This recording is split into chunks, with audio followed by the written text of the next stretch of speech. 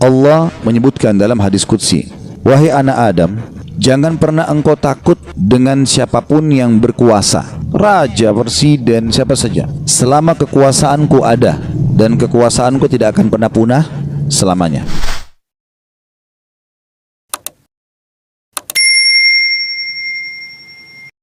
Hadis ini adalah hadis qudsi dan cirinya adalah sebagaimana sudah kita pelajari dari awal. Rasulullah SAW bersabda, lalu Allah yang maha tinggi atau maha suci berfirman. Potongan pertama yang kita ambil pelajaran adalah ana inda dhanni abdi bi. Aku selalu sesuai dengan prasangkaan hambaku. Ini kalimat penting sekali teman-teman sekalian. Selalu dengan prasangkaan hamba. Jika dia berprasangka baik kepadaku, maka dia mendapatkan kebaikan itu. Dan jika dia berprasangka buruk, maka dia akan mendapatkan keburukan. Ya. Maknanya, apapun yang sifatnya kita dapatkan teman-teman sekalian, sifatnya baik, maka misal kita dapat nikmat makanan, kita dapat nikmat kesehatan, apa saja, lalu kita sangka baik dengan Allah, oh ini berarti Allah sedang melimpahkan nikmatnya pada saya, alhamdulillah. Itu sudah umum orang bisa lakukan. Tapi kalau dia dapat musibah, dia sakit, kehilangan harta, ditipu orang, gitu kan, dia di sini juga dibutuhkan untuk sangka baik dengan Allah. Kalau dia sangka baik di sini, dia akan dapatkan kebaikan. Misal dia mengatakan, mungkin Allah akan bersihkan dosa-dosaku, mungkin Allah akan tinggikan derajatku, maka dia dapat. Tapi kalau dia sangka buruk, maka ini akan bermasalah buat dia. Kita akan sebutkan teman-teman sekalian hadis qudsi yang lain. Kalau teman-teman bisa tulis, ditulis hadis qudsi ini ya, karena ini hadis qudsi mulia sekali ya. Kalau saya subhanallah selalu merasa gembira sekali dengan mendengarkan hadis qudsi ini ya. Dan hampir setiap hari hadis ini selalu saya ulang-ulangi teman-teman sekalian. Saya ulangi, saya baca lagi, saya renung lagi, dan seperti sebuah hiburan yang tidak akan pernah ada habisnya. Karena ini hadis qudsi, hadis sahih di mana Allah Subhanahu wa taala menyampaikan kepada kita berita gembira tentang orang-orang yang mau berprasangka baik dengan Allah. Allah berfirman, wahai anak Adam, artinya kita semua manusia dipanggil, jangan pernah engkau takut kepada siapapun yang mempunyai kekuasaan selama kekuasaanku ada, dan ketahuilah kekuasaanku tidak akan pernah punah selamanya. Wahai anak Adam, jangan pernah engkau takut dengan kesempitan rezeki, karena perbendaharaanku penuh dan perbendaharaanku tidak akan pernah punah selamanya. Wahai anak Adam, ini potongan yang ketiga dari hadis. Kalau tertinggal langkahin dulu, nanti kita kembali. Jadi Allah Subhanahu wa taala tidak mau kita capek ya. Di sini dikatakan Allah berfirman, hai anak Adam, aku ciptakan kamu untuk beribadah, maka jangan engkau main-main. Aku menciptakan engkau untuk beribadah, maka jangan kamu main-main. Tadi potongan pertama, kalau ada yang tertinggal silakan. Wahai anak Adam, jangan engkau takut pada siapapun yang mempunyai kekuasaan selama kekuasaanku ada, dan kekuasaanku tidak akan pernah punah selamanya. Kemudian potongan kedua, wahai anak Adam, jangan pernah engkau takut dengan kesempitan rezeki, sedangkan perbendaharaanku penuh dan perbendaharaanku tidak akan pernah punah selamanya. Wahai anak Adam, aku ciptakan untuk beribadah, maka janganlah engkau main-main, dan aku tentukan rezekimu, maka tidak perlu kamu capek. Tentu anggota tubuh kita bergerak, hati kita bertawakal ya. Aku ciptakan engkau untuk beribadah, jangan engkau main-main, dan aku tentukan rezekimu, maka tidak perlu engkau capek. Demi kemuliaanku dan keagunganku, demi kemuliaan dan keagungan, jika engkau ridho terhadap pemberianku, maka aku akan tenangkan jiwa dan ragamu. Jika engkau ridho ya, terhadap pemberianku, maka aku akan tenangkan jiwa dan ragamu. Jika engkau tidak ridho dan engkau akan mulia di sisiku, Jika engkau tidak ridho, tadi ya, demi kemuliaanku dan keagunganku, jika engkau ridho dengan pemberianku, maka aku akan membuat jiwa dan ragamu tentram, dan engkau akan mulia di sisiku.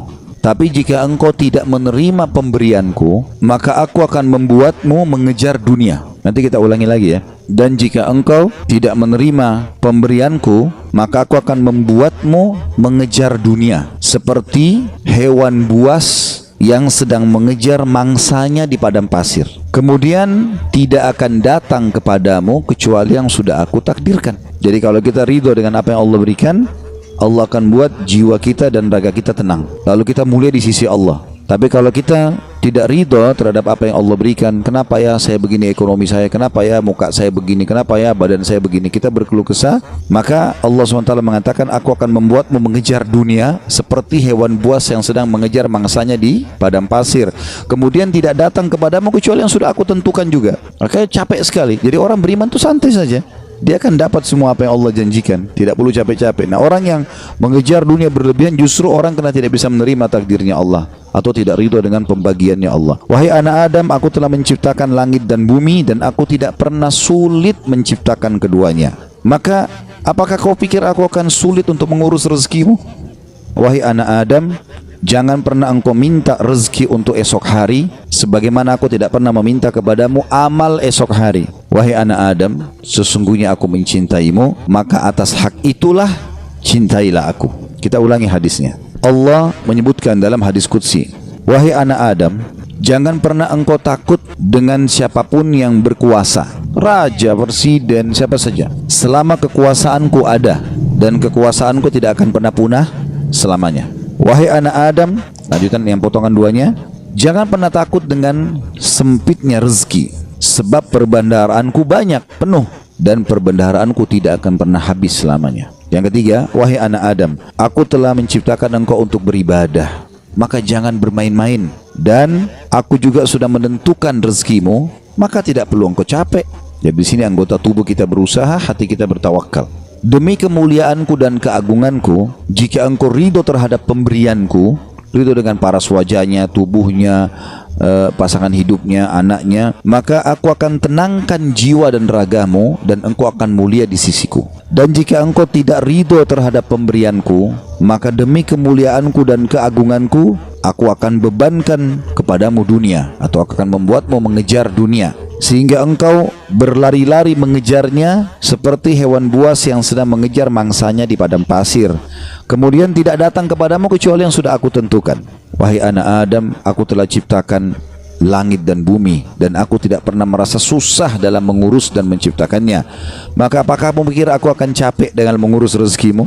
Wahai anak Adam, jangan pernah engkau minta rezeki esok hari, sebagaimana aku tidak pernah minta kepadamu amal esok hari. Kita tidak perlu sholat untuk besok, untuk lusa, untuk minggu depan, cadangan, tidak perlu. Sholat hari ini. Kita puasa hari ini. Ramadan tahun ini. Itu pun hari yang ada kita hidup, kita puasa. Kalau enggak ada. Gitu kan? Hari ini semuanya. Maka jangan kau minta rezeki besok kepadaku, sebagaimana aku tidak minta kepadamu amal besok. Gitu kan? Lalu kata Allah Subhanahu Wa Taala, penutupan hadisnya, ya, sebagaimana sudah kita sebutkan tadi, ya.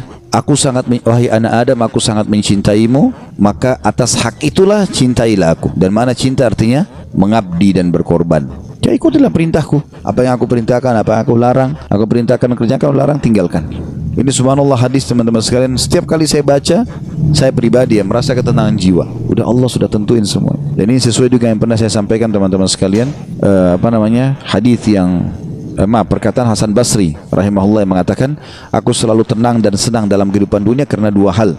Aku selalu senang dan tenang karena aku tahu ajalku sudah ditentukan oleh Tuhanku. Udah, Allah sudah tahu kapan aku mati. Udah nggak usah aku pikirin kapan mati itu. Beramal saja. Aku selalu senang dan tenang dengan itu. Aku sudah tahu ajalku sudah ditentukan oleh Tuhanku, maka aku tidak perlu memikirkannya. Dan aku selalu senang dan tenang karena rezekiku sudah ditentukan oleh Tuhanku, maka aku tidak pernah berpikir untuk diambil oleh orang lain. Jadi kalau teman-teman misal lagi masuk dalam satu proyek berdua sama temannya, atau berapa orang sedang bersaing, lalu kemudian dia gagal, teman-temannya dapat misalnya. Jawaban sederhana, belum rezeki, selesai. Karena biar kita berusaha setengah mati nggak bakal dapat itu. Sudah Allah tentuin. Seperti itulah. Dan tadi sudah kita jelaskan di diskusi tadi, kalau kita ridho dengan pemberian Allah, Allah buat jiwa kita dan raga kita tenang. Subhanallah, orang kalau misalnya mau makan udah habis, oh ya sudah, belum rezeki saya, tenang jiwanya. Kenapa habis, kenapa dimakan, kenapa begini, sakit hati, perutnya juga lapar ya. Jadi ini kaidah hidup yang luar biasa yang mestinya kita fahami ya. Di sini makna juga ana inda dhanni abdi bi, saya selalu dengan prasangkaan hambaku. Seberat apapun teman-teman yang sedang kita alami, terimalah berita gembira selama kita beriman, kalau itu pasti kebaikan buat kita.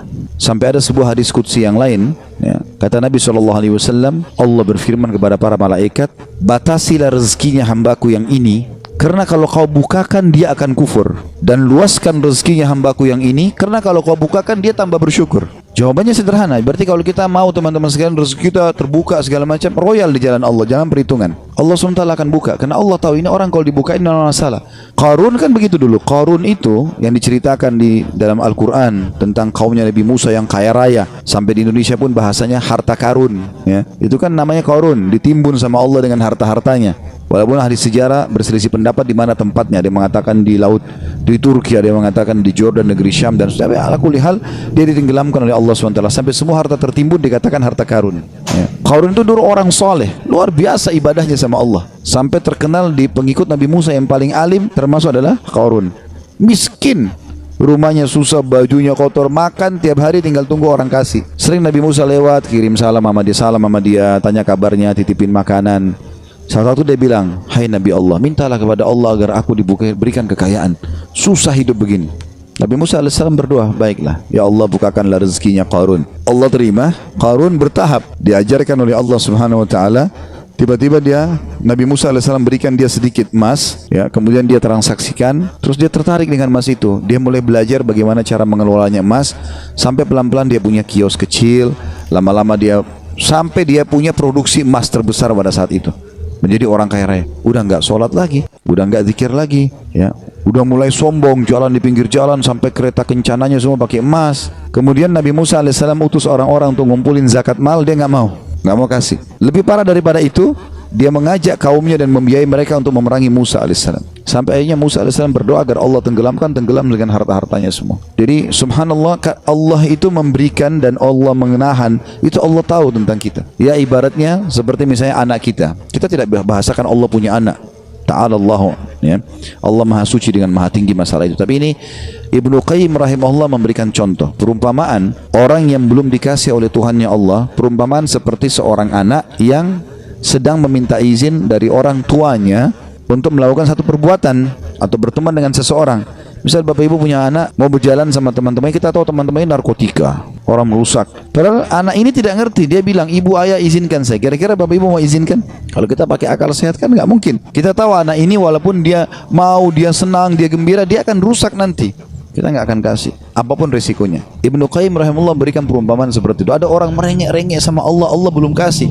Allah lebih tahu, gitu kan? Ini hambaku ini kalau saya kasih, dia masalah nanti. Ada orang begitu sama Allah. Mungkin contoh kasus, ada orang anaknya meninggal masih kecil. Baik, mungkin dia merasa sedih. Tapi subhanallah bisa saja mungkin anak itu kalau besar buat masalah buat dia.